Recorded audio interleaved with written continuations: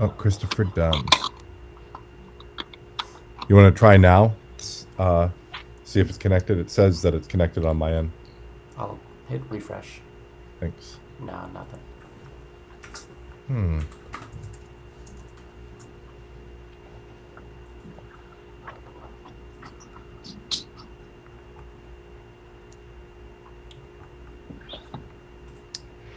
That was Oh, it bizarre. just came up.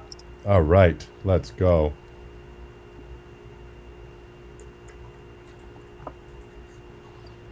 Cool. Looks like So, it's about 30 seconds behind. welcome everybody to the first Patreon study group that we've done.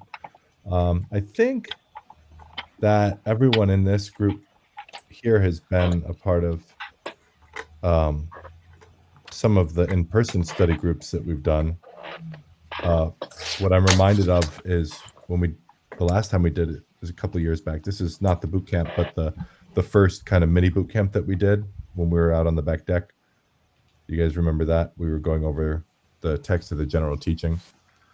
And I think Wook, you reminded me at some point that that was a really valuable experience for you, and that's kind of what I had in mind when we're going through this. So go ahead. Feel free to talk. Just try and regulate yourselves. I felt someone unmuted, right? So go ahead and say what you. No. Okay. All right. Well, we just get into it then. I'm gonna pull up the Danzig gloss, but before I do, there was a question. Logan raised a question, or maybe Christopher. Chris, I think you go by Chris, right? I'll just take that as a yes. All good. Yeah. Yeah. Okay. Cool. Welcome, Chris. So I think there was a question like, what exactly are we going to be looking at? What texts are we going to be studying? And I dropped the link for the discussion that I had with Michael Chittister on the YouTube channel several months back, if not like a year ago, where we go through the canon of the Lichtenauer text. So, that's its own, just understanding the layout of all of those texts is its own art. And so like we're not going to go super into depth with regards to how that all works, but you can definitely check out the discussion. And then part 2 of that discussion is on the Patreon. I was going to release it on YouTube, but the audio quality was terrible. So you guys should all listen to that because it's still valuable information. If it's not suitable to be hosted on YouTube. But basically what we've got these core texts that we often refer to as the RDL, or the early KDF, early Lichtenauer texts, which are basically just all versions of a gloss that seem to have a shared history. So there are several different versions of the gloss beyond the RDL texts, but they're less technical. They're a little harder to suss out like what's happening mechanically. Definitely strategically and tactically, they're all very, very coherent and all super useful. But the RDL stuff is really, really easy to kind of read. And if you have a strong basis in how you understand some of the terminology, then it's easy to kind of decipher because the text is pretty explicit. So last time we went through the general teachings, and who wants to refresh us with regards to what the general teachings kind of what makes up the general teachings? I'll shoot it to you, Wook, because you're the one who is paying the most attention when we went through that. Sure. The way the Zettel is laid out, there's sort of these main devices. But before you get into it, you have like this, it's also commonly referred to as like the common lessons, right? And it's like, before we get into these techniques, this is how you should be approaching the fight. And I think it's like, just throw a cut, end it in a thrust. If they do this, you do this. If they do this, you do this. And then this is pretty much the approach for the book. Right, but the general teachings themselves are much more expensive than that, right? Because they go through a lot of sort of rules. Did someone else unmute? If you want to say something, just raise your hand. Let me know that you want to talk, because I think I can hear someone in the background, but you're not talking, so it's not getting in the way. But yeah, I mean, it's stuff like be manful and don't be afraid, and it goes through the whole 5 words paradigm, and then it has like little things like how you should step, or when you should parry or when you shouldn't parry, and things like that. And that can kind of be nebulous or hard to decipher, but it makes sense from the perspective of like someone reading the Zettel, or remembering what the Zettel says, or reading a book about the Zettel. It's like, here are some basic like ideas that we want to consider before we go into tactical or technical execution, right? Mechanical execution. But like I said, we went through all that, and I don't know that we made it through to Shisen when we did that exercise. This is going a ways back, but how does Shisen work? Anyone remember what? So it's actually not referred to as Shisen in this section, right? What area of the gloss am I talking about? Anyone know off the top of their head? I'm gonna pull it up here for us. So let me make sure I can share the screen. All right. Can everyone see that okay? So yeah, so I was in the Rathu, but before we get to the Rathu, so this is the list of the techniques of the 17 Hauptstück of the Zettel. But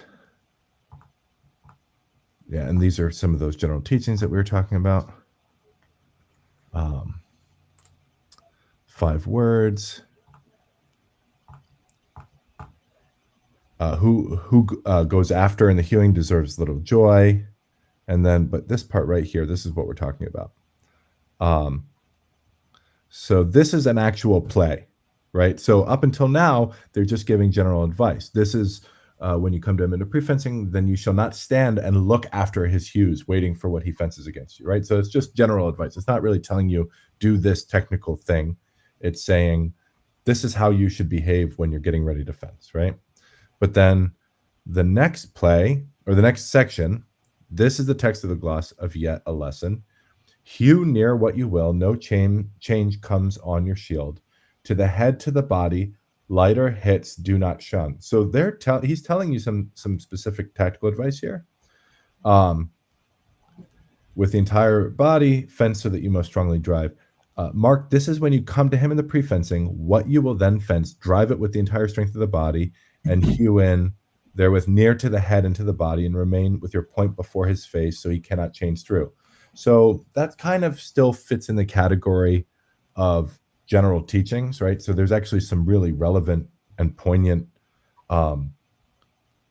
discussion there, right? So like when I'm throwing my cut, and this is what we were talking about during the scholar test over the weekend, right, Eric? Like we're talking about when you throw your cut, you don't want to throw it in such a way that he can free himself with a weakening action, right? Or when you enter into that strong bind, you don't want to leave him an opportunity to be able to flee the bind safely, right? So you should be going through your strong bind on your way to hit.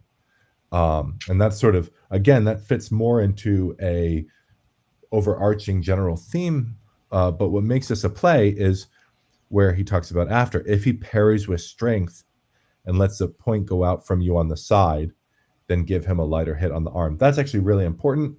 This is one of the clues that I used early in my interpretation, that parrying with strength meant something lateral, right? So when I was thinking about this idea of how strong could mean something different than the physical strong of the sword, and and if it's true that strong meant the physical strong of the sword, then why make this distinction? Parrying with strength is this lateral thing. And then he says, or if he drives up high, right? We're going to bring Josias into the chat, and we're full up. So I apologize to the rest of the Discord. If someone wants to post in the Discord that we have no more room in the stream, but you're welcome to follow us on the YouTube channel. Maybe drop a YouTube link there. But welcome, Josias, to the party. I guess so. Yeah. Thank you. Sorry I'm late. No worries. Hold on, you're super loud. Let me turn you down. Can you do a little talking? Mic check. That's better. Okay. Okay, so what we're just talking about is we're kind of getting ready to check out the Zorn section, but we did a recap of the general teaching. So we're going through kind of the way the Zettel or way the glosses are laid out. Obviously, we're looking at the RDL stuff because technically it's the most coherent with regards to like mechanical execution. Like this is what you do with your body. And this is what you do in sequence or relative to the type of pressure signals that you get.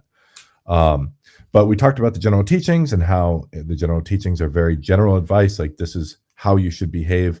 We were just talking about the text of the tag hit, where he says, when you're throwing your initial cut, you want to, as Meyer says, we want to make ourselves secure in the taking, but we want to drive it forward, right? We want to put our body in behind the sword. And we want to hew close enough that they can't free themselves with a change, or really any kind of weakening action is really important. That whenever we're working from our strong position, we don't want to just cut to a strong position, but we want to cut through a strong position towards the man, because if we don't, then we're basically giving them an opportunity to play the rocks, paper, scissors game with their weakening action. But we were just talking about how the general teachings are more general advice, but then we get to this section in the tag hits, the lighter hits do not shun. We've heard lots of different translations. It used to be tag, now it's lighter. Corey Winslow's translation is lighter. Some people call it pestering, some people call it bitching, some people call it harassing. All of those are fine. I don't care what you call it. But the Zekrur is what we're referring to. And this is a play because he tells you what to do in the case of a set of pressure signals. That's kind of what I'm talking about here, is that what makes this section in the general teachings a play is it gives you the action that you're supposed to take, and then it shows you how your training partner, your opponent, is going to behave, or gives you some sort of set of behaviors from them, and it shows you the follow-up actions that correspond to the various pressure signals. So in this case, we're talking about he goes strong, his point goes wide, right? Strong is lateral, point goes wide, and then you can take off with the sukken and hit to the arm. Or if he drives high, which is different here, right? So we can see that very clearly in the text. Lifting your hilt to his sword is not being strong, it's driving high. And also, it's not just, the distinction is not just relevant with regards to how we think about the terminology, but it also gives you a distinct course of action to take, right? So if he goes strong and wide with the point, you do this kind of action. And if he goes high with the hands and he lifts his hilt up to the sword, then we do this other kind of action. So that's also important there too. But that's sort of the general teachings. And then the next section after that, so I'm going to stop sharing my screen. So once we get out of the general teachings, the advice stops being this sort of more, how do I put it, universal advice, and it shifts to the particular, right? And it stays in that mode basically for the rest of the book. You might think about it as there being, and really we're just talking about the long sword gloss, by the way, too. We know that there's a short sword gloss and there's a mounted gloss as well, but we're not focusing on that today. But you might think that there are two separate chapters, or not chapters, but like larger sections or super categories of the rest of the book. So you've got like the general teachings is one, and then you've got what? What are the two next sort of sets of material? Anyone know? Don't all raise your hands at once. So we have the 5 cuts, right? And then we have the Hauptstück. So if you don't know that, you should, yeah, right. Does that make, Bob, you, now that you know what I'm talking about, you want to break it down for everybody?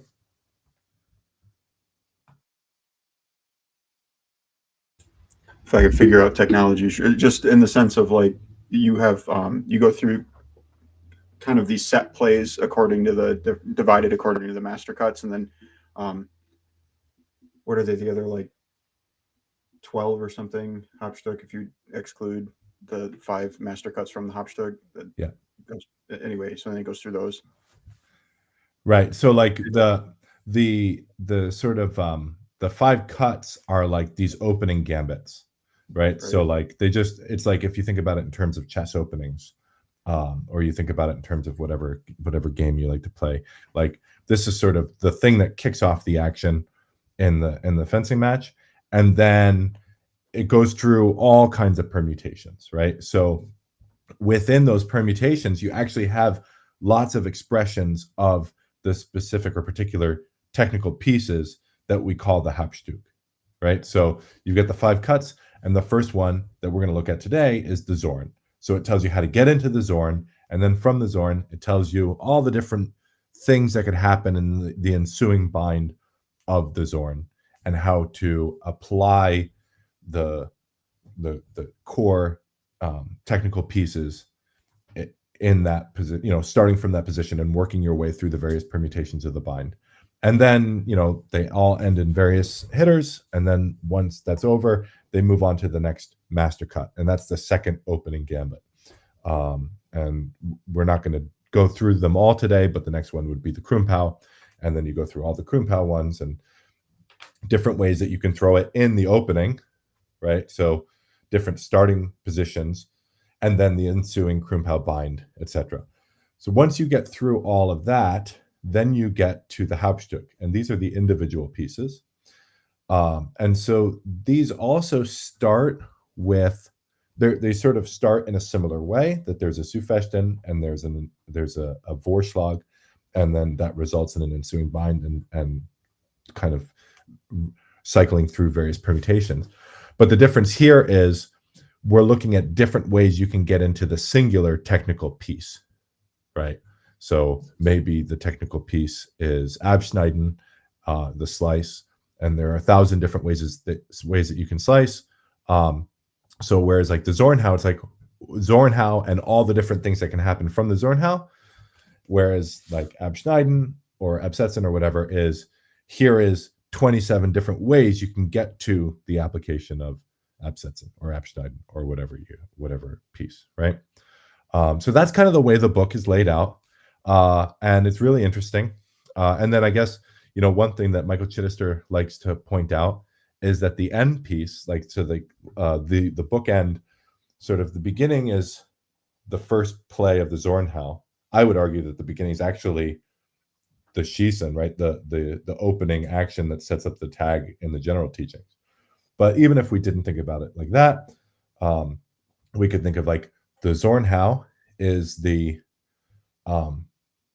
first action that we see. And then we go through all of these things, all of these different openings, all of these different technical pieces, and then we get to the end and it's the Sprechfenster. And it's sort of working strongly from the knock and how to, you know, take back your turn in stillness or seize the Vor Indes from that position. And then that's how sort of like those are the chapters. So the first one is, sorry? Oh, can I ask a question? Why do you think the Sprechfenster comes at the end? Right. I mean, we can address that when we get to the end too. It's probably a more appropriate question for that time, but it is a really interesting question. It's something I've given a lot of thought to. I don't, you know, one of the problems that I have is I don't necessarily agree that pedagogically the book is laid out in a way that's optimized for me or like optimized for the people in my life, right? So I'm not going to make the claim that it wasn't perfectly appropriate for the people who were writing it or reading it, or using it as a teaching tool or whatever. But I mean, you guys all know that the way that I approach developing the material and from, in a new student who's never been introduced to it is very different than we're going to go through the plays. Although I do think that like the sort of opening straight cut towards the man, strong through a weak bind to set up your initial action. I think that's a great like beginning, like an initial expression of the principles. But obviously we spend a lot of time really talking about the 5 words early in people's development rather than taking them through these plays. So I don't have an answer, but I would encourage you guys to all think about that. Like what is the benefit of that, or what could the benefit of that be? All right, so let's do this real quick. So I asked you to send me some videos of your Zorns, and I enjoyed all of the footage that we got. Although some of them, well, so let's actually, I guess let's look at the Danzig and look at what the Rathhew says, and really be sure we know what we mean when we say Zorn. So, can we all see this? Mark, the Rathhew breaks all overhews with the point, and yet is nothing other than a simple peasant strike, and drive it thus. When you come to him in the prefencing, if he then hews at your head from above on his right side, then hew also with him wrathfully from your right side from above, without any parrying on his sword. If he is then soft on the sword, then shoot the point before you stab him in the face or breast, so set on him. So a lot of really, really important information that's contained within, and if you read it, depending on how you read it, you might discover different insights. Some of the key details for me here are if he's hewing at your head, right? So we're sort of, there's an assumption here that this initial action that you're taking with a strong cut from your shoulder is a cut that's pointed towards the body. Whether it's strong or not, it's pointed towards the body, right? Does that make sense? So it's not just a cut that's in a strong way, the strong or weak way, but it's a cut that's not pointed towards the sword initially, right? And that's going to be relevant because if we try and Zorn on top of a cut that's aimed towards our sword, then we're probably going to lose the bind. And by probably, I mean we're 1,000% going to lose the bind if their initial cut is meant to is prioritizing strength on my sword, right? Even if it's aimed somewhat towards my body, if the priority of that initial cut is strength on my sword, then if I try and cut in, then they're going to win the bind. But if their priority is to sort of take through their hitter, right, then all of a sudden the Zorn makes a lot more sense. But well, I'm going to read it one more time, and then we're going to look at some of this video. So, Mark, the Rathhew breaks all overhews with the point, and yet is nothing other than a simple peasant strike. Drive it thus. When you come to him in the prefencing, if he then hews at your head from above on his right side, then hew also at him wrathfully from your right side from above without any parrying. So, let's look at some of this video. I'm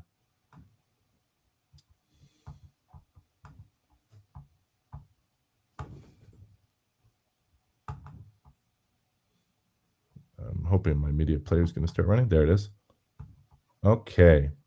So I don't recall who sent this, so I apologize in advance. We don't see anything.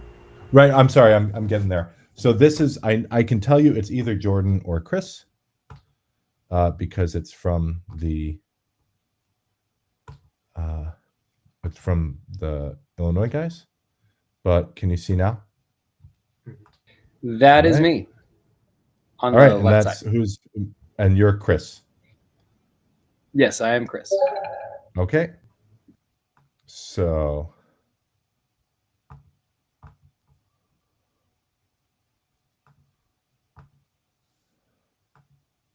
So you're on the left side and you just initiated the fight? Is that right? Correct. All right, awesome. Yes. So I'll continue that, and then nice little action to follow up there. We'll look at it one more time. Let me see if I can't. I don't know Media Player well enough to be able to say. Maybe I can open it up with Video Detail Player so that we can go frame by frame.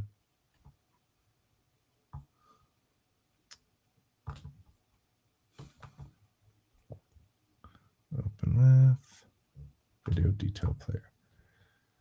All right, can you tell me if you guys can see this now? You see that? Yep. All right, so here we go. And that action right there, we're calling that our Zorn. Is that right, Chris? Yes. Okay, very good. So who wants to take this one on? I'll give it to Tinker. You look like you're ready. Always ready, bud. So if the definition of a Zornhau is a knock action, this categorically wouldn't be a Zornhau, yeah? Right. Does that make sense, Chris? Yeah, it does. So now the reason that there is some sort of there are sort of mixed definitions across the KDF tradition. So by the time Meyer's writing, he has another name for the Zornhau, or he has another technical description of the Zornhau. And for him, it's basically all rotational cuts from above, right? This kind of thing. So I'm starting here and I'm rotating my hips, and then those are called Zorns, and that's different. That's different than an Ober, right? Something that comes it extends directly forward. So that's interesting. But I mean, I like that you sent this video because this is a thing that a lot of people get confused, or sometimes they talk past each other, right? Like people aren't really clear about what they mean when they say, "Oh, it's a Zornhau," right? Now, obviously, you guys are a Meyer school, or your primary focus has been Meyer, and so it makes sense that you would conceive of this as being a Zornhau, and everything else about what you're doing is basically correct, or at least as in terms of them being like fencing actions that are appropriate. So that's good. But when we're thinking about Zorn, we're really thinking about the idea that our sword is on our shoulder and they're initiating their action with a shisen or some kind of set that's aimed towards our body, and that we're cutting down on top of them. Does that make sense? It does, yeah. Awesome. Okay, we will refer back to your video because there's other really cool things happening in this exchange. But let's open up a new one. All right. Oh no. I wasn't through labeling these videos yet. When we started the.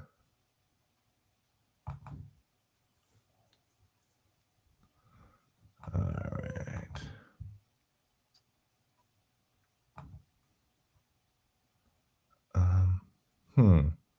I guess. Oh dear. I guess I didn't download. So I'm going to download your what you sent me, Wook. Or actually, I'll start with Nate. So open folder. So this is the one that Nate sent, and we're going to look at it in the same way. Tell me if you guys see the screen here. Okay. So can you tell me what's going to happen in this exchange before we get to it, Nate? How do you mean? Just like, can you just outline what happens here? You believed this was a Zornhau when you sent it to me. Did you know, or did you look very critically at what it was before it happened? Not super critically, but so I'm the fencer on the right. We come into the Krieg. My opponent cuts Ober from his right into distance. That was such a funny step. And then I Zorn at him. Okay, so there, he looks like he's entering. So this is an interesting question, right? So the first action that happens is he steps into the Krieg weak, and you start to go on that. Your cut's actually starting first. Oh, So okay. that's an interesting thing, right? So like, I actually don't think that was necessarily the wrong fencing action. That might have been exactly the appropriate fencing action because he, he did just close distance in that moment. Do you see what I'm talking about here? So like, Yeah. Jeff enters, he takes a little gather step in, and then it looks like you're kind of preempting whatever is going to come next. So you're getting your sword, and that looks like you're looking to hit in this case. Mm-hmm. And then is he responding with a Zorn? Are we going to call that a Zorn response from Jeff? No, I wouldn't. No, that's right. And the reason that this is not a Zorn is there's a couple different reasons. One of them might actually be the angle of the cut, right? So because this is a rotational cut, right? So he's cutting this way. He's not cutting this way. So he's not cutting by extending his arms off his shoulder in a sort of straight vertical line, right? So that's actually a really interesting distinction too. That's going to, if you do this versus this, it's going to make this action a lot stronger in the direction you end up. Can you Right. close the media player? The Yeah. live button is like right over where your hands Oh, are, and I can't sorry. see anything. Yeah. So like if I'm standing here, if a cut comes in at me and I just extend my arms forward and I take on that angle, but just by sort of throwing this straight right, we're going to call that a Zorn. What Jeff actually does is he actually does this, which is a great hewing action, right? Like, but this is sort of how I would cut at the end of a Zucken, right? I wouldn't try and Zorn someone's sword like this because that's going to weaken my action against the strength of theirs, right? I would rather project forward in line with that, in line with their action immediately, right? So I'm going to project my strength first as I extend my arms rather than basically by making this hewing action, I'm keeping my strength oriented towards my sword as it rotates across this horizontal plane, right? Because in order for me to be connected to my sword, it has to be on my center, right? So now I'm waiting to clear the line, and all of that time his action is coming towards me. So if I'm going to Zorn, I want to do it like this, right, Okay. versus like this. But if you didn't want to go crazy, thinking about it that way. Oh, I have to let these guys back in. Thanks for Hosius is back. Logan said that he was still following, so hopefully Logan is still following. But so that's one thing to think about. Don't throw these sort of hewing cuts as your Zorn. You want to throw a straight right out towards the direction of the force that you want to mitigate. But and then this is kind of a taker versus hitter distinction. Yeah, generally that's the way I think about it, right? Like I do, or it might even be like a distance distinction, right? So like if I'm far enough away, then my priority is going to be lining up my strength in their direction, right? Versus like if I'm in, and it kind of functions as a taker versus hitter distinction too, right? Because that's when we're talking about distance, that's really what we're often talking about in these moments. It's like, okay, I've extended, I've set myself up. Now this is a cut. I'm actually going to hit here and withdraw out of this, right? Okay, so I'm going to open up one more. I'm going to open up Wooks. Do you think you got this right, Wook? Actually, there are two more. There's Wooks and there's Hosius's. Well, I sent you 3 just to be safe. You did send me 3, and varying degrees of correctness, we might say. Open with video detail player. Okay. Share screen.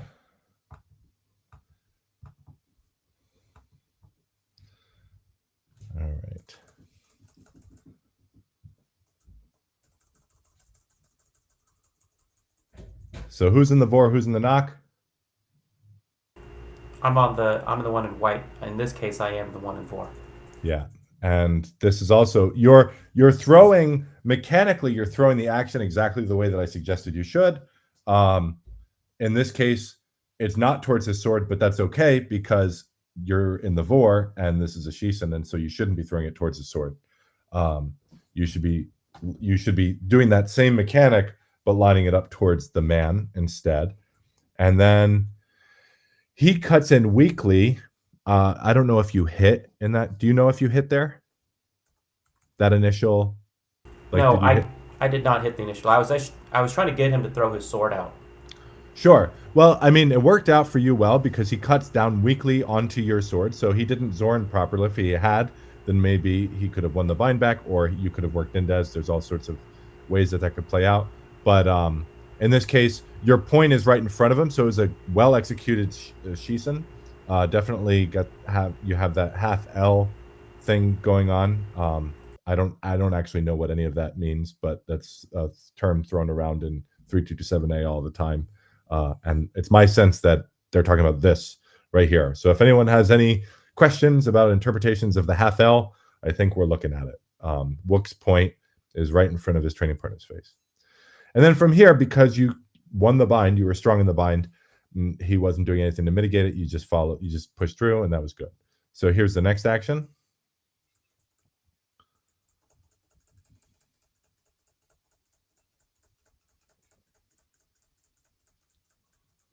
And that's a good Zorn. So I'm going to say that that's a Zorn. Like technically it meets all the requirements of being a Zorn. But I've got some issues with how it was executed. Does anyone want to predict my thoughts here? They're both moving each other. Yeah, that's nice. Who said that? Was that Tom? Yes. Yeah. So what you should be doing in your Zorn, because here's the deal, they don't always have to commit their cut, right? Like we want to believe that if they throw a committed cut, we can just Zorn on top of it and take our turn back. But the fact is, they're not always going to commit their cut, and they could be working Indes, or they could be setting themselves up to work Indes, a strong action. And there's several things that they can do from there. They can wind, they can wrench, they can do winds to ox, they can do winds to plow, to beat our action. They can also move into slice, they can move into grapple. There's lots of things that they can do. We're trying to make sure that we win the bind in a way that's safe enough where if we lose the bind, we can withdraw out of the distance of their knock resin, right? So when we Zorn, I'm not saying you always need to take a step back. Sometimes it's appropriate to just stay in place. But it's typically not appropriate if the way that you're conceiving of your action is as a strong taker onto their sword. It's typically not appropriate to do it moving forward.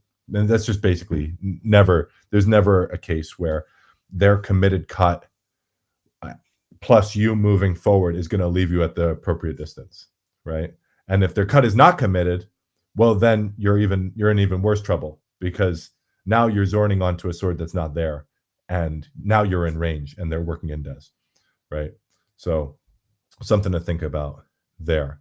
But it was technically a Zorn. And you did follow because your training partner did commit the cut, they basically had to respond with a defensive taking to retake a strong position, and you were able to work Indes that. So it was effective sort of in spite of yourself. But maybe we'll think about that going forward. So I'm going to throw. So the only Zorn that I have in my among like my videos of my fencing is this one. Okay, yeah. So this is about that I had with Eric. This is quite a long time ago, and there's. By the way, we haven't talked about it at all yet, but there is a lot of telegraphing and basically all of these examples. So that's like a topic for another. Go ahead. That's what I've been drilling all day today. It's like all of these examples is just like rife with telegraphing, which, those are nitpicky things. But, they're nitpicky things, but at the same time, they're often the difference between your action like hitting or winning you the bind and not, right? So they're like, theoretically, they're less interesting, but like in practice, they're just as, if not more important, right? Like it's cool to know the theory, but like you got to get little details like that sharper. So I say this, all of that to say that Eric, you're gonna see, you're gonna see some pretty egregious telegraphing, but that's okay. This is a while ago, and you've definitely made huge strides here. But so here we go.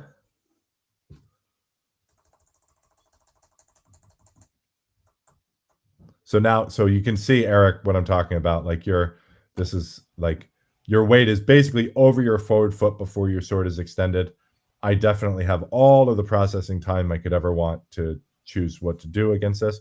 And I'm also able to see, based on the way that you're projecting yourself, that this action is aimed towards me, right? So you're not only giving me the signal that you're about to act offensively, but you're also giving me the signal that like I should Zorn here. Like I already know now, because of the way that you're aimed, you can see that your center is trained on me, right? And that your center of mass is already moving in that direction. And now I'm just waiting for your sword to come towards me, right? And so I see that I'm already Zorning. I cut down onto your sword. My left foot hasn't even left the ground yet. Like I've moved my center of mass here, right? So you can see I cut down onto your sword, and then I'm hitting you here, right? Does that make sense? So like I'm still backing up. The Zorn itself kind of happened here, right? So I'm still backing up. My left foot hasn't left the ground. Now it's left the ground, and I'm hitting you with my left foot traveling backwards. And that's just to get me back into the distance that I want. It is possible that you wouldn't have been able to Zucken out of this for sure, but you could have Durstwechseln, right? Like you could have thrown that initial action at Durstwechseln. It would have been, right on right. It's not the safest action to do. If you could have caught me a little bit more off guard, sometimes hitting weak with that Durstwechseln can be effective. I see a lot of guys do it in competition. If you can get just ahead of that plow taker, but also that's sort of an assessment that I want to work defensively too. Like if I tried to Zorn and I missed your sword and it was coming up on this side, like I don't know if I would have, if I missed your sword, you might have had enough time to hit here, and I might have like been trying to pull back as you were hitting. But also the thing that makes a Zorn such a powerful action is that you do it in a way, right, that you mitigate that defensive action, because I'm setting myself up to point forward. So even if you do Durstwechseln my initial Zorn, you're still facing my point, and all I have to do is extend my hands. And so if my proclivity is not to defend in that situation, then best case is you're eating a double there, right? And so does everyone understand what I'm talking about with regards to that Zorn? So when I'm Zorning, if I'm thinking about Zorning, like that's the way I'm looking to take. And I started the conversation by saying, we shouldn't be looking to the Zorn is not a way to work in the Vor, right? A Zorn is a knock action. It's a strong taker off of the shoulder towards a committed cut. So like towards an action that we can recognize as a first intention action. And it's basically we're cutting into Spressfenster, we're beating their sword, and that little amount of time that we get by beating their sword, we're able to kind of knock it out of the way, and then we get our hitter out of that. And if it's not our hitter, then we can use, we can follow up with the various plays. But then, so I was able to look through the Shisens, right? So this is going to be how I Shisen, and for this we're going to use, or actually, hold on, I've got another couple of Zorns. So this is Zorn, they go high. Let's look at that. Open with, who's this? This is Jack. Okay. So this is a bout that I had with Jack Richardson at the boot camp. I will connect whoever just signed back on here in a second.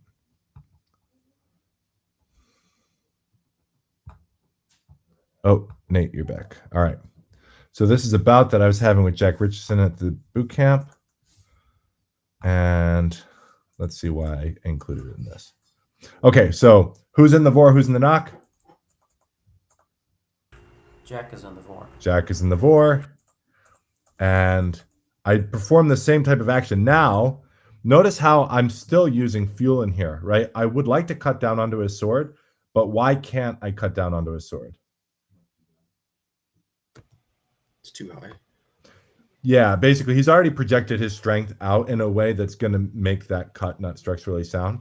But as he's going high, that's great. Like, I just need to get in front of his action, and then I can hit. Right? Does that make sense? So I'm still, he throws a cut. I move to Zorn. He's already high. He's already high with his strong going up. I'm not going to get my thrust from here. So you can see that I've already started to fly off, right, against that. Does that make sense? So just like, when we throw the action, it's not always possible to know exactly what the ensuing geometry is going to be. But you do afford yourself, as long as you get this first, right? Which is, again, why we're doing this rather than this, where we're not trying to hit them. We're trying to project our strength in the direction of the force of their action. Then no matter what they do, puts them behind. If they come in high and try and raise their hilt to get in front of it, that gives us plenty of time to work below, etc. And then also we're using the distance so that if he was working in as this, so the action wasn't committed, I Zorn into nothing. Now I'm still already moving back. And so I'm just looking to take on the other side or try and prevent the Blyden from happening and just get out of range, in those moments, right? All right, so let's look at Shisons. So we've got some Shisons here. I want to. Can we talk a little bit about why you went for that sort of spheric action there versus like a tag to his hands?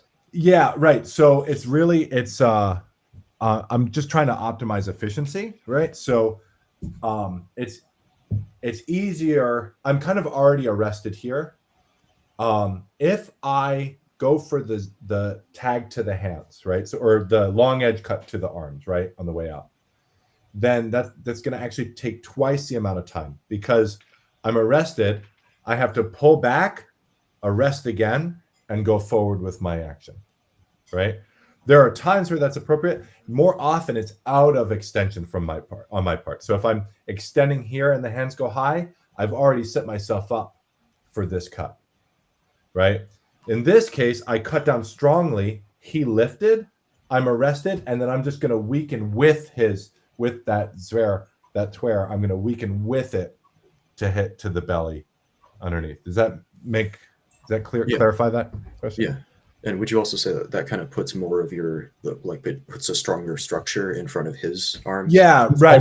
So it's still going to be weak. Well, also I'm, whatever he does in response to this, I'm sort of banking on the fact that as he's going high, he's not moving to hit me, right? So I hit the Zorn, he has to go high. I get to work into this. It does leave me vulnerable to his Zek on this side, but I'm relying on the fact that I'm first in this moment, right? Because he's responding to me by going high. So as he responds to me by going high, I can work into that. And then more often, so what Jack did there is actually, it's a little different than what most people do. Most of the time, their cut starts coming around this way, and I want to use the strong of my blade to intercept. So it's still a weak hanging parry, but I've already hit, and now I'm looking to just take and then withdraw with a defense stroke on the way out of that. But it does leave you vulnerable, like any weak hitter, right? A Durstvaxen into a weak thrust on the other side of the sword is a weak hitter. The time that you have to defend against the afterblow is gonna be determined by how quickly you were able to get into your action while they were still performing their active strengthening or weakening, right? it's that if you wait, if we're cross on cross and no one's moved, it's basically not safe in the vor to go Zek there, right? It's just not safe because he could work in the Glyke and hit Zek, and then we're doubling, right? So if we're cross on cross, my priority is going to be to hold his hands high and watch for any kind of duplirin around my sword and look to win a slice bind from there. All right, let's move on. So this is Shisen. Again, this is not Zorn. This is a video of Tom and I from a couple weeks ago. So here,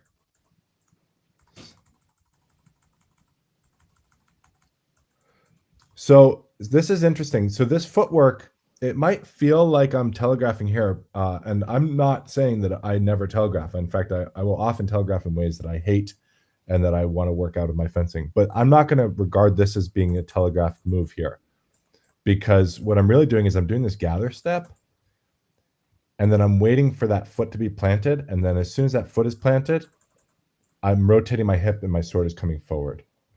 So you want to work that hip rotation like this off the shoulder for that Shisen out of all steps. So it's not good enough to just be able to throw it statically, as fast and as powerfully as you can, but moving from a gather step back into the action or a gather step forward into the action. Training all three of those, and then also simple steps, right? Simple steps, guard changes in posture. All of these are really important things to develop in your fencing. So it doesn't actually look like a telegraph when you're on this side of it.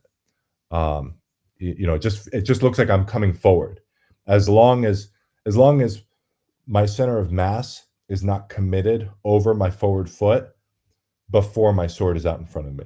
That's when the telegraph makes it obvious, right?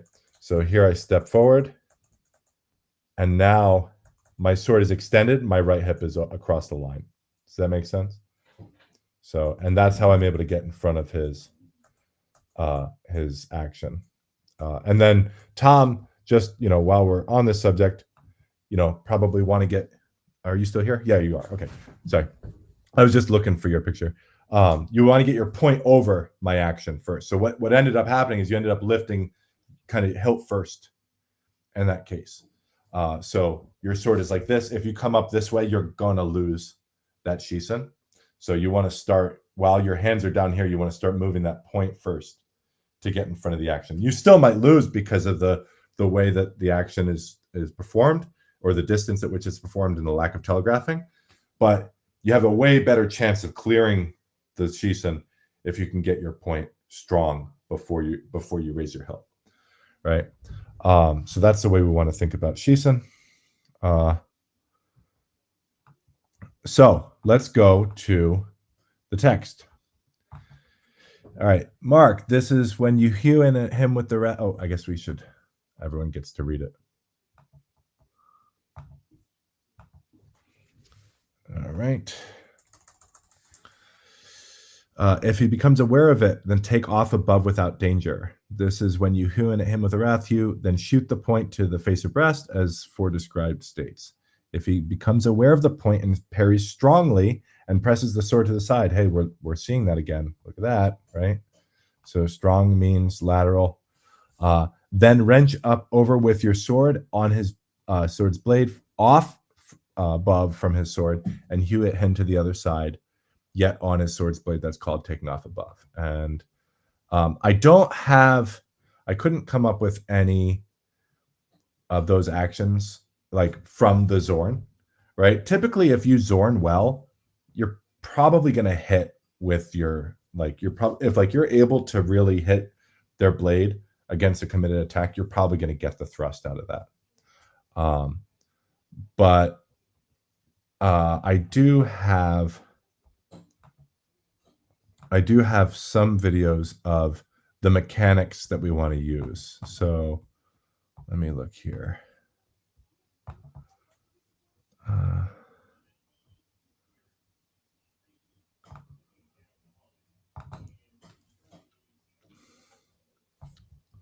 Yeah, so this is a video that I made. This actually might have made the rounds with your group, Christopher. This is like just like me in my kitchen or my living room.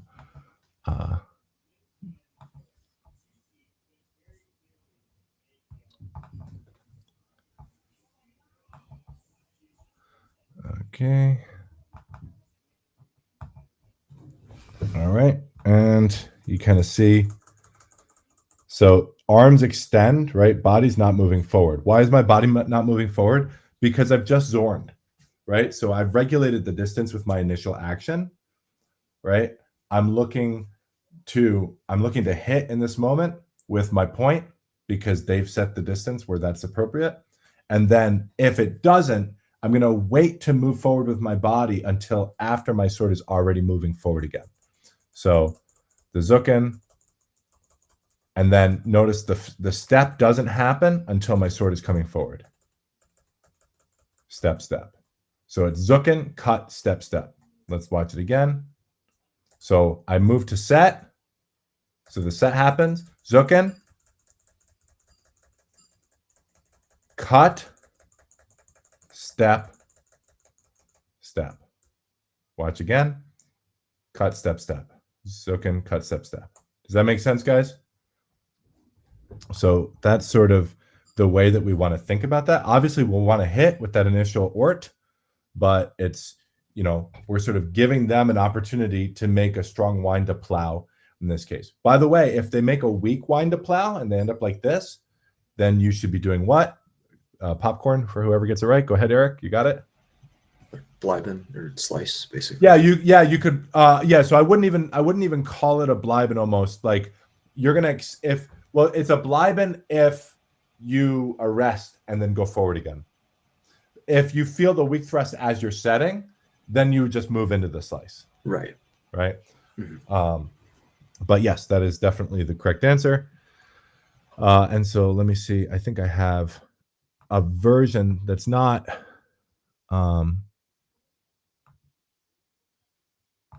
So this is not exactly the same opening sequence. So I'm treating this the way that the glosses do, which is to say, this is sort of like how I got to that taking off from above. So in this case, I just enter strongly, right? Now, in this case, my body's moving forward, but it's moving forward in behind the set, right? So this isn't, because it's not from the Zucken, that's why my center of mass is behaving differently. But you can see his hand comes high and it's the same action. Does that make sense? So look at it one more time. So in this case, he is just in Spresh. I'm going to take strongly. If he allows me to take strongly, then I know that I can move my body in behind it. So now I'm threatening the thrust, forcing his plow taker on his left, which is giving me the taking off from above, hitting to the arms. Does that make sense? So those are sort of application of the same mechanics, starting from a different situation. But I didn't have like I zorned and then I was able to get the taking off from above handy in my place. All right, let's move on in the text.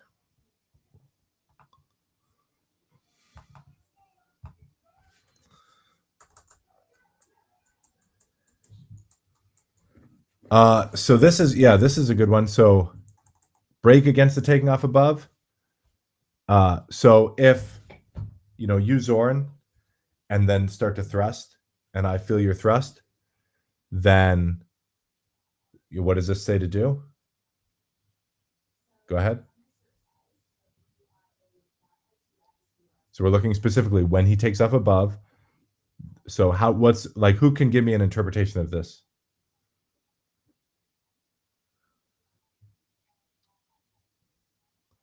So when he takes off above, then there you go.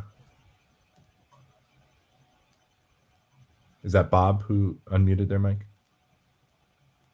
Someone unmuted their mic. Unmuted. It kind of just looks like follow them with a long edge. Do we think this is going to be, do they want us to, what kind of wounder? We'll start there. What kind of wounder do we think? This comes off to me like a slicing action. I would say slice. Yeah, that's the way that I'm thinking about it too, right? So like and it makes sense because of the distance, right? Like you don't really like you're going to lose the point. There's no point here, right? So you've cut down, or rather, excuse me, they've cut down onto your sword. They started to thrust, you've started to come this way. And now you feel them taking off. You feel their sword moving away from you. You're not really going to thrust. That's going to fail because their hilt is coming high. So it's going to push your point out of the way. And there's probably no cut here because they're strong on you. That's how we started, right? They won the Zornhau. You're pushing the plow, right? So you don't really have a duplirin out of this situation either, right? So when they say like, okay, you're taking in plow, oh, you feel them leave, just jam them, right? Jack them up is the way that I'm reading this. You know, it doesn't specifically say it, but you know. Well, it also doesn't specifically say for you to hit, right? That's true. It doesn't say strike. It says bind strongly to his head. That sounds like a slice. Yeah, nice. Right? Cool. All right. So would you say that happens like simultaneous with him going up, or like index is upward or index is down? Like has he come over your sword? I would say you probably, if you're gonna get his head, you probably have to be moving index his up. Right? I think that if he's already coming back down and you're just now actualizing whatever your perception of that was, then maybe you're already moving to like a schnappen kind of an action. Right? Because if he's coming back down, he's now strengthening and he probably has a better position at that point than you. Right? If you could get him weakening, then you can move in to that space. It's not going to hit. It's going to bind. It's going to push his sword back. It's going to stop it from coming back down. I would say, or you are disagreeing? He's not strengthening on a what's it called? The Zucken to the head. He's not a strengthening action. It's a weakening action. So if you like, because what I'm asking is like, if you're already like committed to this defense, like then you gotta like, and that's not bind above strongly. But if he's coming down the other side, maybe you could cross arm. Oh, I see what you're saying. I guess. I mean, right. So I guess. Yeah, it should be a weak action. Yeah, right. Well, so it would be. It depends on where he catches your sword, right? So if your sword is still in front of him as he's coming back down, then it depends on whether or not he's prioritizing hitting you, or prioritizing moving your sword out of the way, right? So. That's why I was saying, like, if he's coming back down and he perceives your sword there, then maybe going into your snap and action out of that might, and it really, I guess the bottom line is it just depends on what you're, it's unfortunate, but like it can be reduced down to you have to feel it and you have to kind of feel exactly what the signals are. I think what's good about the discussion is like all of these things are possibilities. So like, if you can catch him going up, then you can really use the fact that he's pulling away to push him that way, right? If you've missed that opportunity, he starts to come down, well, then it's a question in the nature of how he's trying to hit. And then we know that some of those slice binds, if you're here, if he's trying to hit you, then yeah, you can just jack him up that way. Or if, he's pushing down towards your sword, then you can yield out of that and move, basically you're working the slice bind at that point, right? Versus catching him as he's weakening, or in the Zucken action. All right, next. Be stronger against, wind, stab, and if he sees it, take it down. So, Mark, that is when you hew on him with the wrath hew. So again, the wrath hew we're assuming this is a defensive taker, strong taker in the knock that gives you a strong position, and that you work from stillness. Now you're holding that strong position and he seizes the vor, right? But is aiming towards you. He remains strong in the parrying. Then you remain strong with your sword against his. Drive up high with your arms and wind your hilt onto his sword. and then stab him above to his face. If he becomes aware of this stab and drives up high with his arms and parries with his hilt, then remain standing thus before your head and set the point in below his neck. So this is interesting. This is, there are different ways that you can interpret what's happening here, and different glosses have slightly different wording. But, we could just refer back to the Mutirin that we saw early in this group discussion. If he's going high with the hilt here,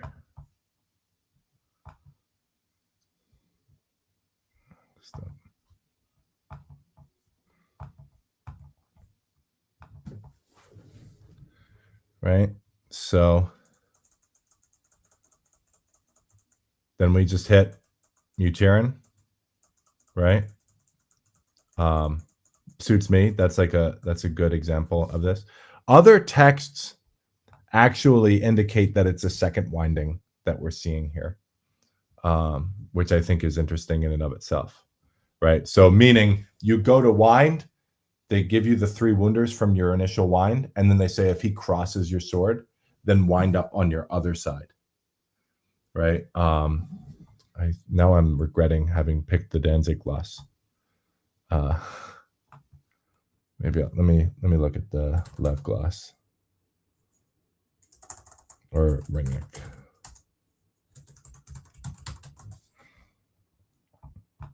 Thinker, you're muted if you're trying to tell them where it is.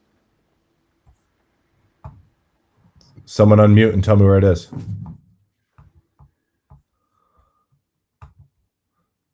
What? Nate, is that you who's muted? Yeah. He's trying to talk.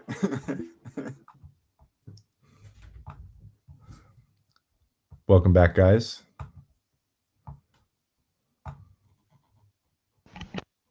Oh.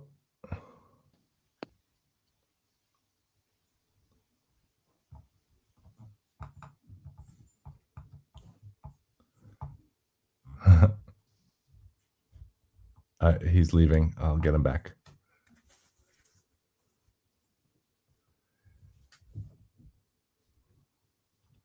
Okay, yeah. So it is Ringneck is one of the glosses that have a slightly different wording that sort of indicates that you're playing this war game, right? So can you guys see it here? Yeah. This is when you shall quite precisely note when one binds on your sword with a hew or a thrust otherwise. He's giving you, in this case, it's kind of general teachings-esque what he's telling you to do here. Hold on, let me bring people back. Hosius, welcome back.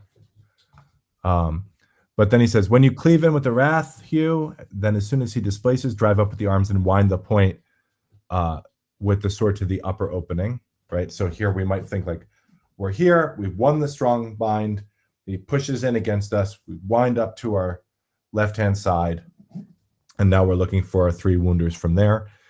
And then if he further follows after the sword with the displacements, and this is why you can see like, okay, he's actually crossing here.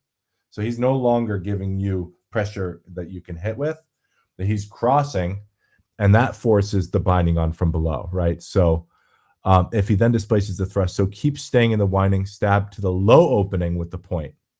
If he further follows after, then drive through with the point below his sword and hang the point above on his right side. So this is just going through the sort of circle, that permutation of the winding game that starts where we're bound, long edge on long edge, right on right. And then again, even Lev has the wording sort of lends itself more towards this type of distinction. But then also, if he goes, actually, let's talk about this for a second. So one way that you could think about it is he goes to Kron. So you're like, the way that we're going to distinguish Kron from a strong ox is that the point is forward, right? So if I'm Kron, my point is high. In a way, it's not a threat. If I'm in an ox, my point is strong. aiming, bolstering myself against the force of his sword, but aimed in a way that if he walks into me, that I can redirect my point to keep him away from me, right? And that's different from a hanging where I don't have that structure. I'm unable to get my point in to him, right? So you might think of hanging as being an extension of Kron if they can get their point wide enough where you can't work through it. If their point is narrow enough and weak enough, then you can mutate, which we saw happen in the previous video. But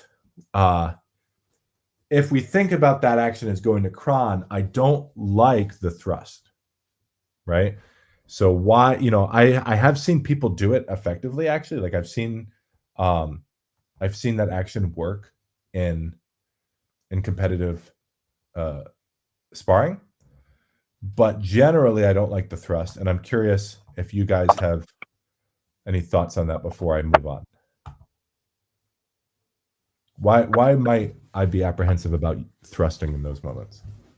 So if it's the action that I'm thinking is being described, and stop me if I'm wrong, but like it's that kind of one that Auschwinden kind of thing we're talking about, right? Because well, so let's not think about that yet. So my sense, if like we treat that as Kron, then I'm probably not going to try and wind over their sword, over their hilt at all. I'm probably going to like Durchwechseln, like pull my arms back and then try and stab underneath. Mm-hmm. That's sort of the way that I think. Now, it's kind of mute because I don't believe that's what the play is describing anyway. I think they're describing a second winding. But, it's good food for thought, right? If I'm bound strongly on their sword and they lift their hilt, what's the benefit of withdrawing my arms and then thrusting underneath? I mean, the benefit is you hit them with the thrust in the chest or the face. Like, I guess that's like good, right? What are the drawbacks? That's the real question. So you're under their sword, right? Even though their points out of battery, they're very much technically an Uberlauf, and they can slam down on your head with the force of 1,000 suns. Well, yeah. So they can either hit you with their blade, but also like you're thrusting in around their hilt, right? Like if you're on top of their cross guard, they've pushed you out of the way, and then you go to make a Durchwechseln and then thrust underneath their cross guard, like they just do this, right? Like they just now the point is deflected, right? Or like they can move this as much distance as they want, and they're going to beat the point there. So it's another reason for me why I look at that text and I think, oh, this is just the second winding, right? Like that's how they defeated your action in the first place. If it was a case where they went high with their hilt to defend your initial action, you just hit, right? Like you can hit with a cut however you want. In fact, I have a video for this. Look at this. Look at me being proactive. So again, I don't get to this winding. I don't get to this winding from the Zorn. It would be super convenient if all of my fencing was just Zorn and then do the plays of Zorn, but that's not how it typically works. But I do have a winding here. So really, I think I've talked about this with some of you. I'm doing a preemptive winding. So why might I do a preemptive winding? Anybody?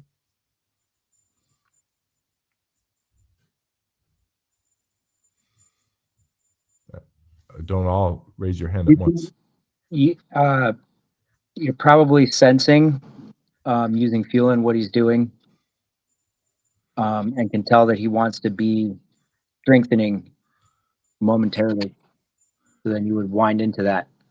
Right. So like I'm guessing that his primary focus is not to necessarily free his sword and to move into his hitter, but rather he wants to extend his strength through his sword and be able to take in either a long point or set himself up to take in some kind of plow or whatever, right? So basically, if we're talking about the tactical, or rather the strategic flow of the fight, he's moved. This is Tinker in this case. Tinker's moved to like he's going to try and hit me like directly, right?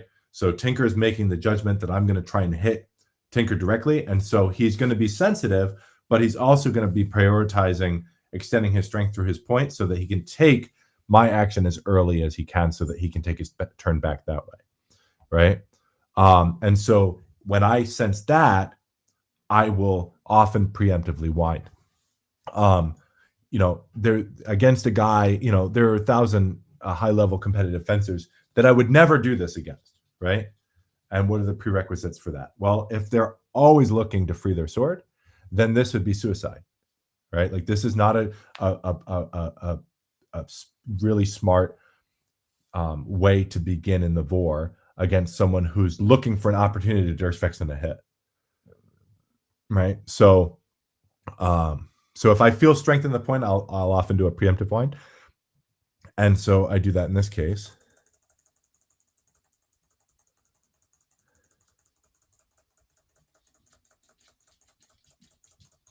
And I step out wide and lateral, right? So like, and because I'm preemptively winding here, Tinker starts to parry in his long point, right? Maybe he would have, maybe he might have had a plow parry in reserve there, but I think because he hit such a wall in when he initially went to take in long point, because I had preemptively wound, right? So I confused him in this case. And I don't know how well you remember this exchange, Tinker, but maybe you can talk us through it afterwards. But I'll just show you how I finished. So now he lifts his hilt. I'm just going to hit, right? Like I'm not looking to like do a fancy Durstfexen and do like, no, I'm just going to hit. I'm just going to catch him Zek to the hands. In this case, I got a little deeper than that, but that's not how I'm thinking about it tactically, right? Like I'm moving into my wind. I feel that he's pushed my, he's denied my collection. He's pushed my sword out of the way, but I'm going back this way, right? Nate, I'm curious, how well do you remember that exchange? And Not really. I was mostly just that entire night. I was hyper fixated on landing a direct like Q sets into you. So that's for sure what I was looking for. Okay, right. So you were, yeah. But either way, like if you and actually that's a great point too, because he's looking to start his offense. He's looking to start his offense in a strong way, right? So I'm going to treat that the same offensively and defensively, right? He's looking to get the strong geometry to beat my taker and long point. So it doesn't matter. Like I don't need to think about whether he's trying to do that as a taker in the knock against my hitter, or if he's looking to just set the geometry up so that he can move into his vor. Like it's still beneficial for me to do that preemptive winding in that case. So that's actually an interesting point there too.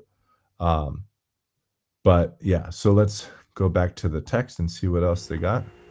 The text doesn't mention it, but I think, just to be clear, you're zorning with the long edge, and as they're remaining strong, you're winding up, and then you're turning to hit them with the short edge, right? Well, so that's that's because that's what the picture shows.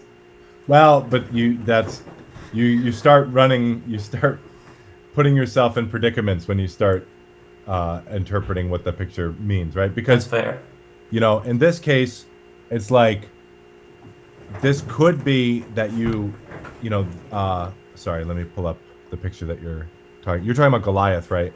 So yeah. So first of all, the Goliath picture there, mm-hmm. right? Everyone see it? So that picture is 150 years young vis-a-vis the text, right? So, or 50. So like the text itself is like 1450, and that picture is 1535 or something, right? I don't know what. So when it says it's painted hereafter, it's maybe the fact that that's in bold suggests that it was the guy who is interpreting this that made it his choice to draw that picture. But this is also landing. That looks like it could be landing with the thrust. That could have been a collection, right? Like that could have been the full wind. You felt, you felt their strength. You stepped in with it doesn't say to step in this case. It says wind, but it does say to wind into ox, right? So lift your hilt to your head, right? And then it says, stab him above to the face. So again, it's not suggesting that we're doing this simultaneously, right?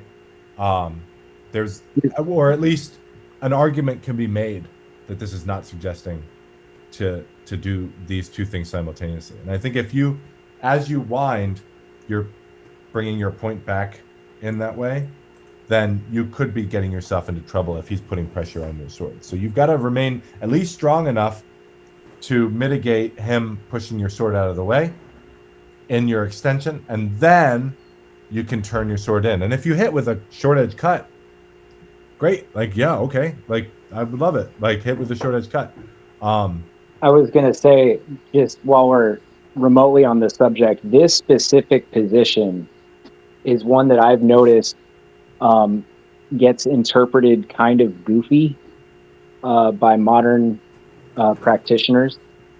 I'm just going to weigh in as my resident artist / minor in medieval art studies, so I'm an expert. But I really think that a lot of times this specific position, and I've seen it in Meyer too, it's trying to depict a kind of perspective of a shortening action that's not really over their head, but out from their chest.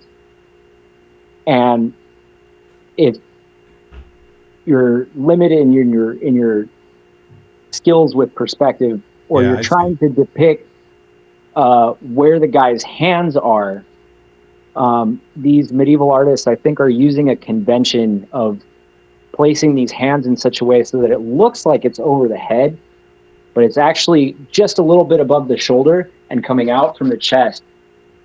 I think I've talked with you about this before, with regards to like Meyer's Zornhau and how it often gets, I think, confused with the Sturz.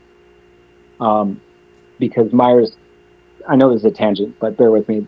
You know, Meyer, he talks about throwing the shield long and then, you know, like winding or shortening off as you abs. And I think that depiction, right, is showing that moment of when you're shortened or when you're collected, as you say, you know. And I think they're using a perspective tool, and it looks like it's over the head, but it's not over the head, and it's not with the short edge. It's just going out from the chest. Anyway. Right. Yeah, I mean, indulging. So I mean, like, I would definitely say, if we're thinking about understanding what these pictures are, could you mute again? Jose, your background noise is a little profound. Or everyone just check your, there you go. Okay. So definitely when we're looking at these pictures, we have to remember that. We also have to remember that it's a freeze frame in anywhere in this damn play. I would say though, Wook, like, there is seeking the nearest opening with the short edge. Like, that comes up over and over and over again. So you find yourself in this strong position, and then you can hit this Sturz short edge cut. Like, great. Like, that is totally canonical. It's representative 1,000 different places, and it's often the way that they want you to take your turn back from stillness once you've attained a strong position, right? So it's a way for you to take your offense if you found yourself in a way that it's not. Oh yeah, for sure. If you're not able to thrust, right? So, like, obviously, the way I want to think about thrusting, the priority of thrusting should be that I can get there without doing anything else but extending my arms, right? So if I've taken in such a way where it's my turn from stillness, I'm strong in stillness, and my point is oriented in such a way that all I need to do is extend my arms and maintain my strength that way, that's where I'm going to prioritize hitting with the point, right? So if I'm in plow on this side, I've taken here, and I can just do this, that's when I'm going to prioritize hitting with the point. If let's say I've won the bind from barring, right? So, like, I'm down here like this. I'm not going to try and, like, get this back in so that I can then extend, right? I'm going to be here. I'm going to hit Sturz. I'm going to cut, withdrawal, and back out, right? So, you know, there's also other plows where, you know, seeking the boat. I was actually talking with the guy in North Carolina. I talked with the guy who made that translation, the seeking the boat with the short edge translation. And I told him, like, for my, you know, in my mind, that's canon. Like, that exists, right? For those of you who don't know, the term is nea, and it could be translated lots of different ways. And at the time, he was being hyper literal, but he's convinced that it meant it was meant to mean knock, or sometimes like near, so like seek the nearest opening, or seek the nearest with the short edge, or sometimes seek after with the short edge. But for me, it's seek the boat. That is canon. So seeking the boat with the short edge, man. Like, go to if you can't just extend your arms in your thrust, then trying to get yourself situated where you can then get your point in line and then extend your arms is just taking time away from you, right? Where all you have to do is push pull to hit short edge, and then you can back out. So again, we're in the winding section. This is Ringek. No, this is Danzig. And this is just the whole winding game. I'm not going to go into this in depth because it's sort of, it's everything that like the winding stuff has been about, and we've exhausted that. We have not exhausted it. There's always more to learn, but we've spent a lot of time on winding for the last several months. And if you need a refresher, you can always check out the winding video that we all worked so hard to put together. So this basically just explains all that, but I will read it. Mark the war, the winding work with a point that goes from there to the 4 openings, drive it thus. When you hew in with the wrath hew, then quickly as he parries, drive up well with your arms, wind the point, upper opening of his left side. Then he sets off the upper stab, then remain thus standing in the winding and hit before your head and let the point sink down to the lower opening yet on the left side. So this is just 1, 2. If he follows your sword further after the parrying, then drive up with your sword on your left side. So basically 1, 2, 3, 4, right? Binding on from below, binding on from below and above on both sides, and then moving from one to the other as he sets your point aside, right? Is just sort of what we're thinking about here. And then the last little bit of the Zorn section, he talks about Mutirin. We've already looked at Mutirin. Well, so the doubling, that is also exhausted in the winding video. Something I want to consider is that when we're looking to double, we're sort of setting up our winding the same way, that I did with Nate. That's sort of, for me, in that exchange that I had with Nate, where I started with the preemptive winding, my intention was to hit with the doubling. So I actually didn't change mechanically what I was doing almost at all. Even as he went to Kron with his parry, I stepped in, I felt that the sword was leaving or, pushing me aside, and then I just cut that way, right? And so in that case, I hit because he had already gone to Kron.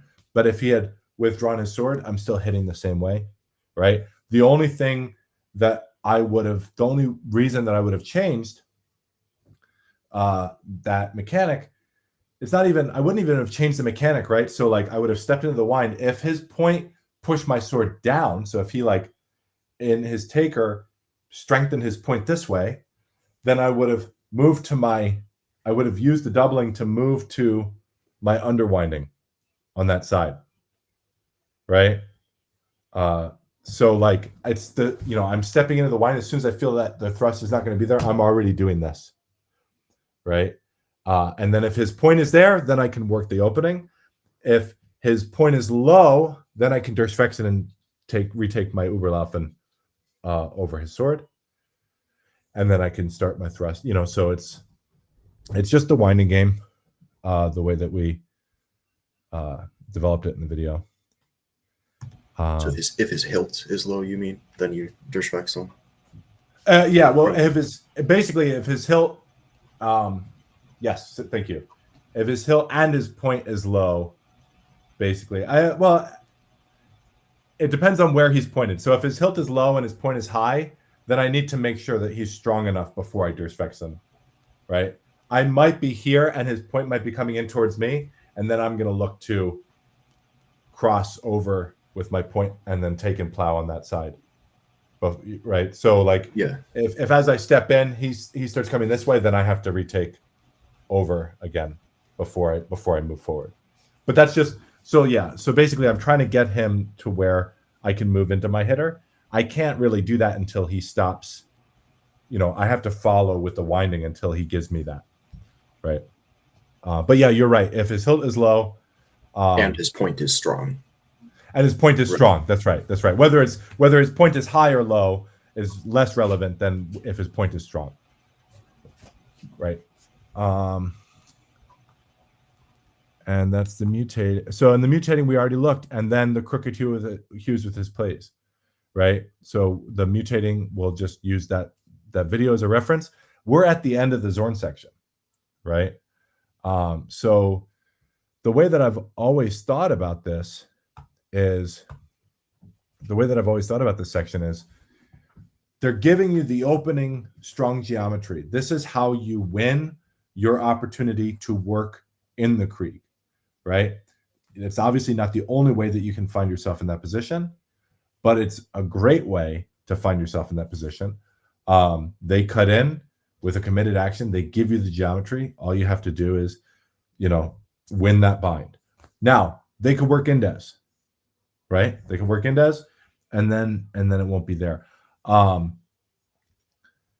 Actually, I did want to. I have one more video. Let me see if I can pull it up here. Oh yeah, so this is one of me and Eric, but I found the one of me and Eric, but there was also several in the bout that you had with Connor, Eric, where I wanted to start over looking at that Shisen, or looking at that, attacking that strong position without threatening with the point. In this case, you actually do a pretty good job of trying to keep your point directed towards me. But let's just talk through what happens here. So Eric seeks a strong position. Pretty good job not telegraphing, right? Like I'm going to say that's like a pretty decent way to not telegraph. You won the bind for sure. I'm not looking to take. But because your point is just to my left, or excuse me, to my right, your left, I'm able to back up without fear of your point hitting me, and I can withdraw my sword and zook in here, right? And so this is just another way to highlight that idea that we want, if we're going to move in the vor with a strong action, that strong taker needs to be en route to a hitter, right? Like the same motion. So it begins as this is the thing that people, I think this, one of the ways that people get really confused is we start the conversation by saying we want to take and hit in the same action, right? Like we want to take and hit. And then that turns into we want to take and hit at the same time. And those are two different things, right? So I would say the ideal vor action is a strong action, right? So it's a strong action that wins the bind, mitigates their defensive options, or excuse me, their counteroffensive options, but that turns in the same motion, turns into your hitter. Right? So that whereas you can follow that same motion through your taker en route to your hitter. That doesn't mean that you're going to do it at the same time. It doesn't work that way. Right? If you can hit and take at the same time, meaning in the same instance, then you're too close. Right? Like it is possible to do it, but that means that you found yourself in the Krieg already. Right? So if you're trying to get into the Krieg, that means that you're moving through your taker, but you don't want your taker to just stop you at a strong position, right? You want to be able to carry that same you want that motion to carry you through to your hitter so that they can't weaken for free, right? That's what we're trying to, because if I can just pull distance, then your strength becomes less relevant, right? And so like you actually did do a good job of not telegraphing. Here's the deal, Eric. You probably could have known that hitter wasn't going to land, right? Like you could have known that I was going to be able to take successfully off of that because of the distance and because of your sense of how well or how fast I move, how well I perceive. You could have said, okay, this is going to be a strong action. It's going to be it's going to have the potential to turn into a committed hitter. He will take this. I'm not looking to hit with this. I'm looking to work indes. Right? Does that make sense? Mhm. Because Yeah, what the you other part, like you said, like you're not threatened by my point in that instance. You've also controlled the distance enough where you're not worried about the duplicate. That's right. Yeah, Right. that's right. That's right. That's right. I mean, you may like we would have to like look and see how we would have to like measure out everything, and I'm not, I'm sure AI would do that for us if we wanted to, but I don't want AI to know anything about sword fighting. I want to keep that domain safe for the human mind. But but yeah, right. So like that's kind of how I'm looking at that. Like I don't believe that you really have. And the other thing too is I think I felt like you were really committed to my sword. You were Yeah, I was trying to super mitigate. wide, or at least the video makes it look like I was super wide. Yeah, I think you were trying to mitigate my taker, right? Which is not the worst thing in the world, if you know that it's gonna. Who's okay? Hosius trolling me. So like, it's not the worst thing in the world to like anticipate. That's kind of what I'm doing with my preemptive winding, right? It's like I'm anticipating the taker and I'm getting in front of it. But you got to know, you got to have more evidence than that, like that's what I'm going to do, right? Before you can make that decision. And then if we're just thinking purely theoretically, if I'm fencing cold, I've never met the person behind their sword, right? And all I'm trying to do is figure out the best way in. The way that I'm going to treat it is I'm going to start with that Shisen that he has to defend. I'm going to take en route to my hitter. That's what makes it so that Shisen is something that he has to defend. And then if he can Zorn on top of that, well, hopefully I would be able to feel that. But if I couldn't and he won that touch, then it's like, oh, okay, got it. I'm fencing someone who like is playing a slightly more sophisticated game than I anticipated. I guess what I would say is I really, really wanted to win. I probably would just stand in Sprech Fenster, Bob, which gets me to probably what's invariably going to be my answer to your question. Is like the reason that Sprech Fenster is at the end is because, as Meyer says, right, like that's what you do. You just stand in Sprech Fenster and you let them, you discover them through their behavior while you're standing in Sprech Fenster. I feel like it's the most conservative posture to be in. It's the least flashy, and it's in a way it's the least technical because all you're doing is applying one idea, right, and then letting them hang themselves. What will happen is if you're fencing someone who can make the game more challenging than standing in Sprech Fenster, then you have to start thinking about, okay, I have to approach this fight more in a more sophisticated way. So I have to give them something other than this. I have to preemptively wind, right? Or I have to provoke them to hit and take their hitter, or whatever the case may be. And I'll learn that through the, but Meyer's pretty clear. Like, if he had to choose his favorite fencer is the type 3 fencer, which is stand there and Sprech Fenster, let them get into the Krieg in a weak way, and then you can start your offense. So, all right. That's the Zorn section, guys. So let's just let's just finish by like walking through what the sections were. Anyone want to recite the sections as they recall them? You should have these memorized, my man. At what level of generality are you asking? We just So it's call like we general just teaching, master cuts. No. We're looking specifically the Zorn. And then within the Zorn. Okay. Yeah. Yeah. So like what technical pieces are listed? What order are they listed? First Are you one just saying? is Go ahead, Tinker. strong, thrust him in the chest or face. All right, so the first one is the Zorn, and then from there you've won the bind. We're still hit from position of strength and stillness in the Krieg to the face. All right, what's next? The Zek is next, right? No, we looked at the Zorn. So sorry, I made it hard to follow because we started with the Zorn, but then we looked at examples of Shisons. Oh, Right. So it wasn't the Zek. There was a Zucken for an Ober to the head. We didn't talk about that the Zucken section has, you can land it as a cut or a thrust. I think, when we get to that section, if we do this as a study group, I'm going to tell you that you're going to go cross arms. So it's going to be the same Zucken action, and then you move to a crossed arms in a strong way. I don't like the interpretation of you cut in, and then this is your Zucken for the thrust. I think this is a Durchwechseln, and not only is it a Durchwechseln, but it's a terrible Durchwechseln that you should never do. So, but anyway, so we got oben abgenehmen for the cut. What's next? Slice. Oh, we got so the slice, that's great. That was a counter to the oben abgenehmen, right? So that was an opportunity to, like, as a knock player, after you've lost strength and stillness, you could try and retake with strength, watch them pull back and work into that with your slice.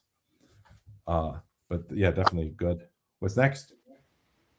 Well, This is and where that we goes can. back to like what level of generality too, because like, do you want to remember it in order of the actions that you take if you're the person performing the Zorn, or do you want to remember it in the order of like the actions just as they're presented at, as singular items? Sure. Like what works better in your head for memorization? So yeah, this is like memory palace stuff, and I think it's actually really, really relevant to the conversation. This is, I said that I'm not convinced that that this was put together in a way that's most like optimized for me.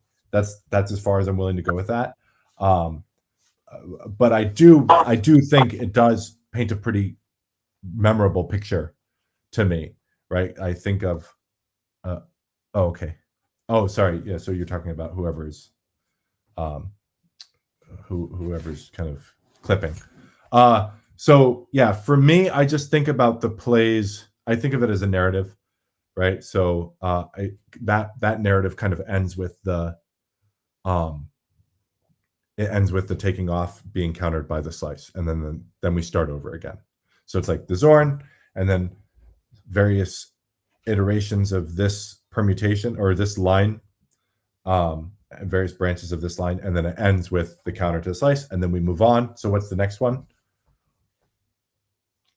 So now we're back to the Zorn. You win the bind, and what happens? This is when they try to remain strong and you wind into it. That's right. Yeah.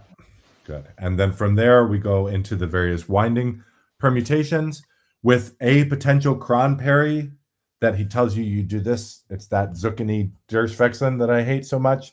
Or that could just be the second winding and you hit below because their point is forward and you've captured it with your strong. That's open to interpretation. And then the rest of the war plays out. And then that line ends, and what do we got? Or actually, it may end or it may not. So this is interesting. So actually, this was more evidence for me about my winding interpretation, because the next play is the doubling, right? So they show you the winding and they show you how to win the wind and then thrust, and then they're like, and by the way, this is the doubling, right? And so that actually helped me with my doubling interpretation, right? Because now I have an answer for why you would double. Because this Auswenden kind of doubling that we've thought about really leaves you very vulnerable if you try and like do it from your set, right? Does that make sense? It makes much more sense if you do it from a wind. Because if you feel the pressure, if you feel strong enough pressure that you would yield your doubling, that might be strong enough where you don't get hit, but it also, depending on the geometry, might be strong enough where you eat a double. Haha, maybe that's why they called it doubling.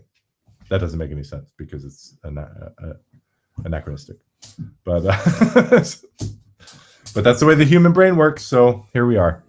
Nevertheless. All right, and then what's left? No, that's it. Mutating and doubling.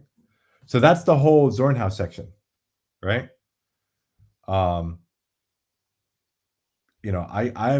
make the argument that you could look at the people who have the highest performance, in competition, and they're basically doing versions of that. right? With a few different exceptions. Like there are outliers to that, but just the application of those principles is sufficient to perform very, very well in the competitive scene. And also, as a game, you know, this is something, I don't know if you guys listened to Martin Fabian's, Josh Weist's interview with Martin Fabian. It was just released, but they talk about the competitive meta changes, right? And so, whereas the game has been basically a version of this, right? Like this very, very narrow, because this is a very narrow game, right? It's just like win the strong bind, thrust, and then hit and does whatever their defensive action is. And that's like most of, you know, you could win the strong bind with your vor action. You can win it with your knock action, but there's not a lot of winding. There's not a lot of provoking them to hit, or provoking them, you know, catching them inside their provocations, like as a part of a larger strategic. Like sometimes you end up hitting them in prep, but that's like just because they misread the distance, right? That's not like part of a broader strategic play. But like the game is starting to widen out, and now you've got people entering with these strong barrings or these crumpows, right? As like ways to beat this very narrow game, which makes it sort of raises the question: is that why winding is, you know, a super useful way of approaching the fight? Is because if someone knows how to take a long point, then that preemptive winding starts to make sense, right? All right, that's the Zorn section. You guys got any questions?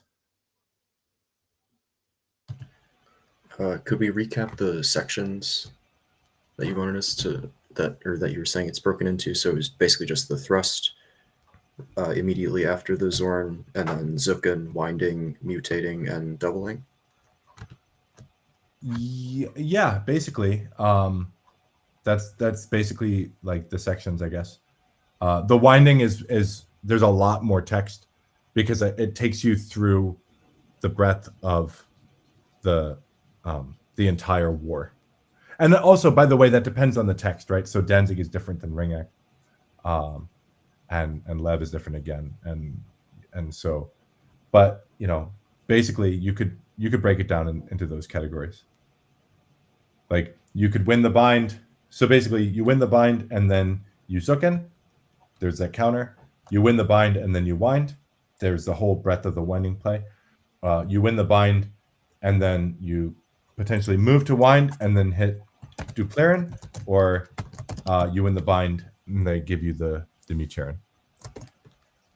And that's just like a really superficial breakdown. Like the best way to have it in your head is just to read it over and over again until you like know what it all says, right? And then you can make your own map. Any other questions? Why doesn't Der Wechseln appear yet, do you think? Off of the Zorn, I think it's because it's implicit that you've basically put yourself at a distance where Durchfechten is not a safe action, right? Like if they take strongly in plow here, you should be Zuckening. Like we talked about that makes sense. The distance has been closed if you're earnest, so like the going underneath is sort of blocked off by the geometry. That tracks. Right. That's my sense. Right? Yeah. Any other questions? All right. That's the end of our Zornhau study group. I'm gonna end the stream and